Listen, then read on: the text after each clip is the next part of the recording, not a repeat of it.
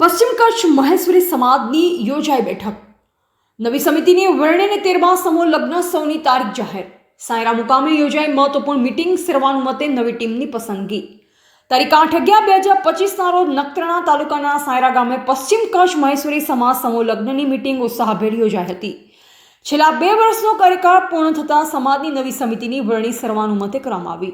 નવી સમિતિમાં પ્રમુખ તરીકે હિતેશ કરસનભાઈ મહેશ્વરી, મહામંત્રી તરીકે શાંતિલાલ જયંતિલાલ ફુલિયા અને ખજાનચી તરીકે નવીનભાઈ મેઘજીભાઈ ધોરિયા મહારાજની વરણી કરવામાં આવી. સાથે જ સમસ્ત નવી કાર્યકારી સમિતિની રચના પણ પૂર્ણ કરવામાં આવી.